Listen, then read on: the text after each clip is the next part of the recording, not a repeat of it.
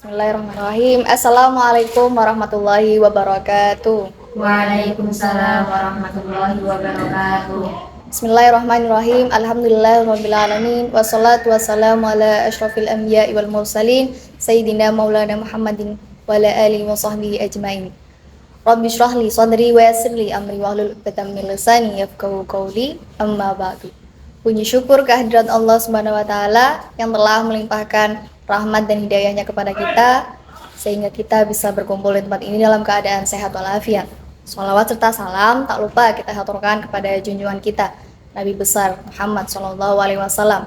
Beliaulah yang merupakan suri tauladan yang menuntun kita dari zaman kegelapan menuju zaman yang terang benderang, yakni ad-dinul Islam atau Islam yang rahmatan lil alamin. Teman-teman sekalian, izinkan saya untuk menyampaikan sedikit nasihat singkat tentang adab bertetangga. Tak bisa dipungkiri ya, orang yang dekat dengan kita dan tahu tentang keseharian kita selain kerabat kita, yaitu ya tetangga kita. Karena sejatinya seperti yang kita tahu, manusia itu kan makhluk sosial. Manusia sebagai makhluk tidak bisa hidup tanpa orang lain. Nah, bahkan dalam Islam pun diajarkan bagaimana kita hidup bermasyarakat dan bagaimana kita menghargai orang lain. Tetangga jadi sosok akrab dalam kehidupan kita. Tak jarang ya, tetangga itu bahkan lebih tahu keadaan kita dibanding kerabat kita yang tinggal jauh di sana. Saat kita sakit, yang tahu duluan tetangga kita. Saat kita ditimpa musibah, yang tahu duluan tetangga kita. Atau saat kita beli sepeda baru, yang tahu duluan tetangga kita.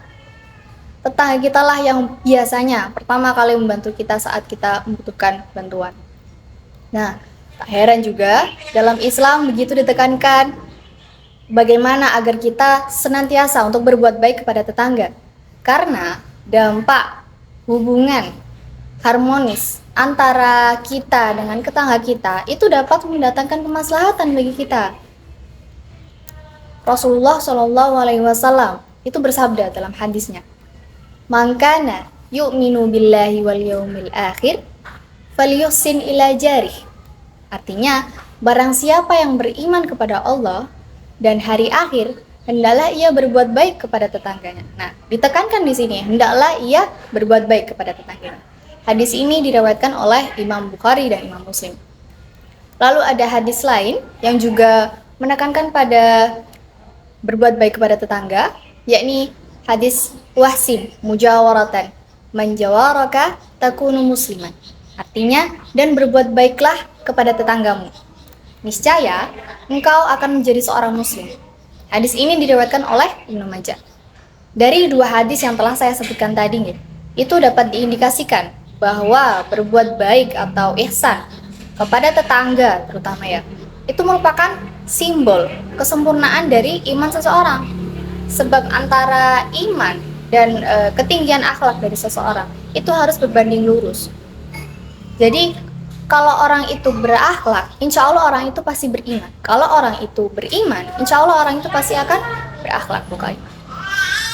Jadi semakin tinggi keimanan dari seseorang, maka semakin mulia pula akhlak yang dimiliki dari orang tersebut, baik kepada dirinya, kepada tetangganya, atau kepada makhluk lain, atau kepada hewan misal, kepada tumbuhan.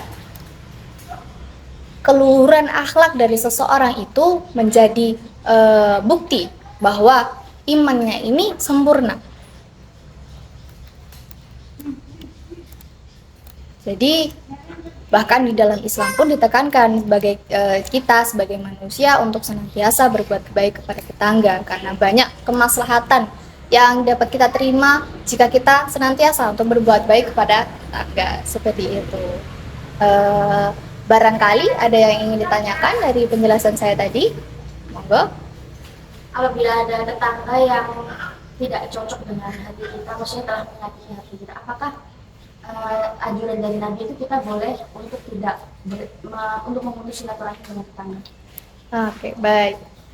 Jadi pertanyaan intinya bagaimana kalau ada tetangga yang kita tidak sreg dengan tetangga itu, apakah kita boleh untuk memutus tali silaturahmi? Kalau jawaban menurut saya nggih, Mbak.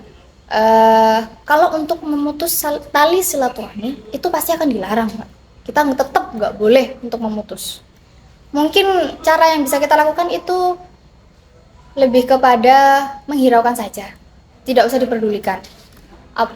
Misal dari perbuatan beliau tetangga sampean, ya ada yang tidak mengena di hati sampean, gitu. Mungkin lebih baik dihiraukan saja, jangan diperdulikan.